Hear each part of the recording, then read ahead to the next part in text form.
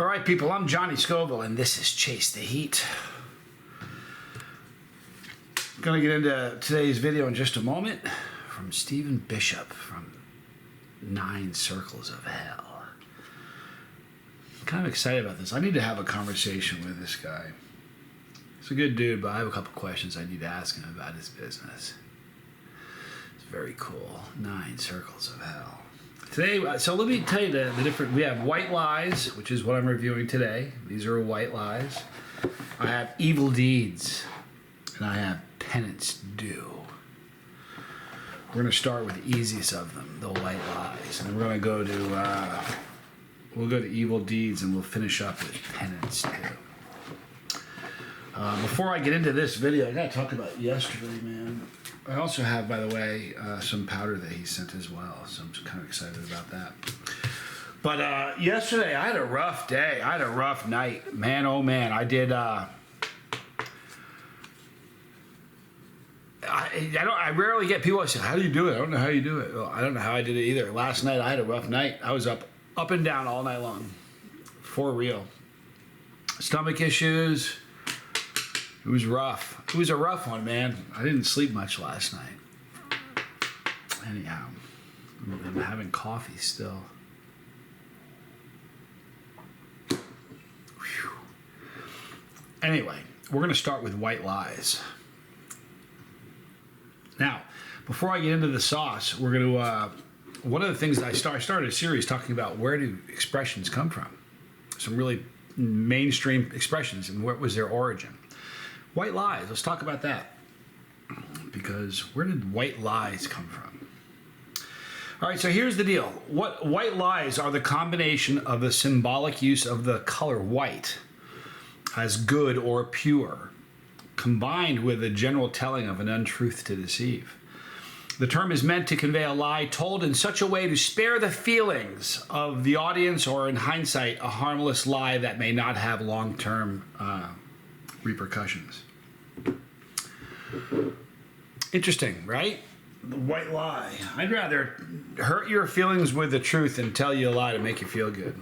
Because I've done that. I've told lies to make people feel good. And you know what the funny thing is?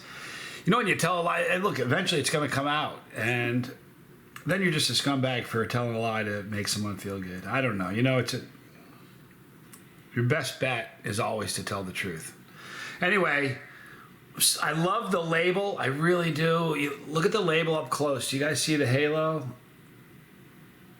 It's beautiful. I love the label a lot. And the cool thing about this is, I don't know, it's just a great label. The logo, if you see the logo of Chase the Heat, see it right there. Right there, there's a halo around the top of the pepper. So I saw that right away when I saw this label. I'm super excited. So let me tell you about this. Delicious with a hint of vicious. It says that. I think, said I to him, thou dost deceive me. You know who said that, right? Dante. Made in Eugene, Oregon. All right, so the ingredients. Let's talk about this. It's mild sauce. The ingredients are distilled white vinegar, jalapeno, fire roasted tomatillos, white onions, serrano peppers, fire roasted pasilla peppers, cilantro, garlic, cumin, and Mexican oregano. I almost gave up halfway through. I was like, man, I started reading this and I don't have glasses. My eyes are going bad. It just is. I have glasses. They just don't really work anymore because that's what happens with your eyes. But I was able to pull it off. I'm kind of excited about this sauce. One of the reasons I'm excited about this sauce is I really, really love green sauces. I think, I don't know, man. I don't know if it's a thing that everybody goes through. I don't know. My dad's favorite sauce was Tabasco green. Went through a lot of olive. My dad went through a lot of Tabasco. He was a chili head. I miss my dad. All right. So let's do the aroma test on the white lies.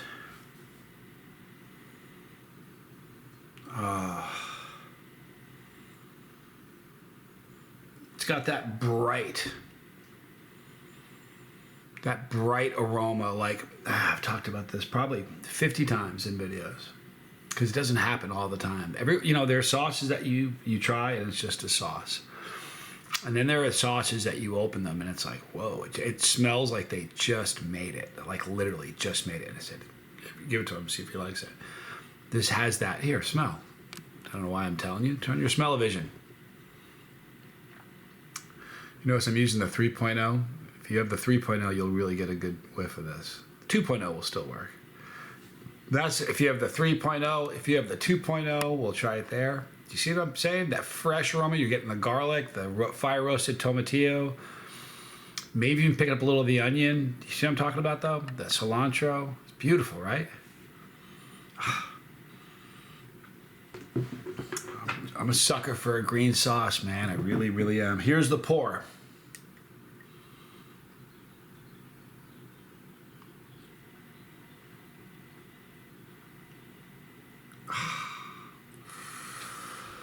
All right, so from 9 Circles of Hell, Stephen Bishop.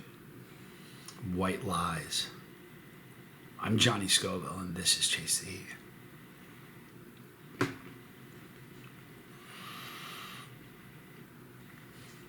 Okay. The cumin plays a great role. It plays a greater role in taste than it does when you just read the ingredient list. Cumin is a monster in this. It's beautiful. You pick up the fire-roasted tomatillas, the garlic, the onion, the serrano, the jalapenos, but the cumin is spectacular. Now let's talk about the heat. It's a mild sauce. It says so on the label. Steven says, hey, it's a mild sauce. He's right. Here's what's great about that. It just broke in my hand. If you go back, you might even hear it. I'm gonna have to glue it again. I dropped it and it broke. It's the last one, the only one I got. So I'm gonna super glue this again. Go back and see if you heard the crack. That was weird. All right, so the reason this is significant being a mild sauce is that you can try this. This is a gateway sauce. This is begging to be somebody's gateway sauce. You know what I mean by that? A sauce that gets you into it. All right, and this is a beautiful sauce. The heat on it is very mild. So I'm telling you, all the people that hit the pepperology, because you're a new chili head and you're like stoked about this season, this is a sauce that you will love. It'll be great on breakfast. Anything eggs, anything breakfast, this will be spectacular with. It would be great on any street tacos, burritos, chimichangas, things like that. It'd be wonderful. The flavor is fantastic, especially if you like cumin. If you like cumin, you're going to just, this is a monster. Super flavorful. All right, so let's get into some more terms, expressions, and where they came from. So we know white lies.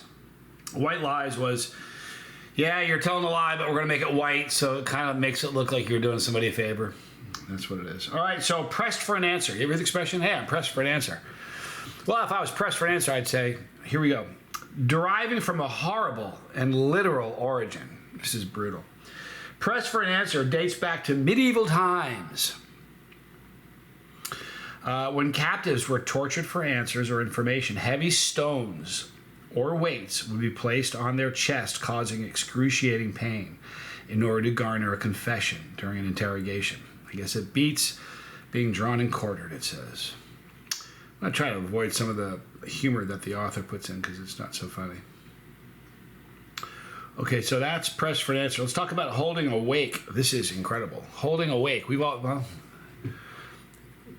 not sure if we've all been to awake, but I've been to too many. Holding awake. Although not an actual saying, but rather an event, okay, that occurs. Holding awake originated from the same time when people were afraid of being buried alive. I read that one in a video recently. A party or gathering would take place to ensure that the recently departed was genuinely deceased. Family and friends of the loved one would gather for a period just in case the departed would actually wake up from the deep coma-like state rather than being dead. So literally that's exactly what it sounds like. They're giving you one last chance to wake up. Pretty crazy. All right, so the next one is rule of thumb. This is a great one, and I've known this one for a long time. Today's expression, rule of thumb, okay, suggests a practical approach to problem solving. All right. However, the meaning is rooted in something far more sinister. It's widely believed that in 1782, British judge Sir Francis Buller,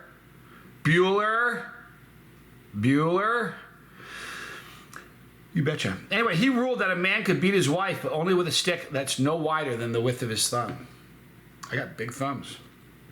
I would never do that. I think it's crazy. But can you believe that? Buller was notoriously harsh in the rulings and punishment, but there was no clear evidence that made the ruling for. There is no clear evidence that he made the ruling for which he is infamous. So the guy could just be getting. Here's the deal. More than likely, he was just a jerk when he was a judge, and he was not very nice. And they, there's nothing in writing that says that the rule of thumb is a real thing, but they attributed it to him. I bet you've heard that one before. Biting the bullet. All right, biting the bullet. We've all heard that one.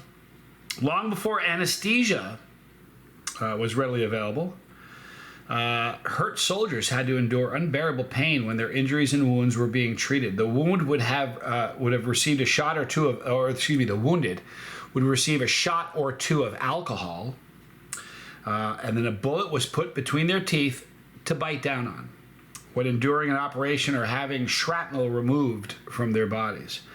Others have theorized that the term comes from a time when troops had to bite a greased paper cartridge to release gunpowder. Who knows? Bite the bullet. Pretty interesting, the one, isn't it? Okay, I wasn't going to finish them all in this one, but I'm going to. I'm going to finish them all. We're going to talk about crying crocodile tears. Have you heard the expression? Got crocodile tears. All right, well, how often have you told someone to save their crocodile tears when expressing false or superficial sorrow or concern? That's when it's usually dropped. But why tears from a crocodile? Well, the saying dates back to medieval times once again, when people believed crocodiles shed tears when killing their prey. I never heard that one. We can thank the 14th century novel, The Travels of Sir John Mandeville, for this myth. According to History Channel, one of the many fabrications in the book written in Old English includes a description that states, "These serpents slay men, eat them while weeping. They have no tongue." So it was from a 14th century novel. You know what? I wonder if I should save these last four for the next video. Yeah, you know what I'm going to do? I'm going to save the last four for tonight's late night snack video. That's what we're going to do. People, in the description box, you're going to see a link for Stephen Bishop and the 9 Circles of Hell. Stephen, we need to get on the phone and talk. I got a couple questions I want to ask you. Very, very cool sticker. I'm going to stick this on, I'm going to put it on my laptop. This will look good on my laptop. So that's going to go on my laptop. I can't even hold it. Here is cards, the links in the description box below from Mr. Stephen Bishop. Please stay tuned because Evil Deeds and Penance Due are next. Also, I have peppers on the way from one of my favorite pepper growers. Now, also, big news I want to share with you guys. One of my favorite growers forever has been Randy Keaton from Keatley Farms. And I'll tell you, the only way you know about him is if you've gone back to season 1 and 2. Maybe season 3. Early Chase the Heat. He is a phenomenal grower. His pods are big, stupid hot, gorgeous phenotypes. He just is an amazing grower. And I will be eating pods from Randy Keaton again this year. So I am beyond excited about that. Anyhow, be kind to somebody. Tell someone you love them. And for those that say, oh, he's not human. Boy, I was human last night. I had a rough day yesterday. Anyway, tell someone you love them. Be kind to somebody. In the description box, Stephen Bishop from 9 Circles of Hell right there is in the bottom. My son and my nephew, the Lifeboat and my son's channel, Johnny Scoville Jr. Got people loving his videos. At the top, you're going to see Pepperology and all the challenges I've done since this journey began. I love you guys, and I mean it. I'm Johnny Scoville, and this was Chase the Heat.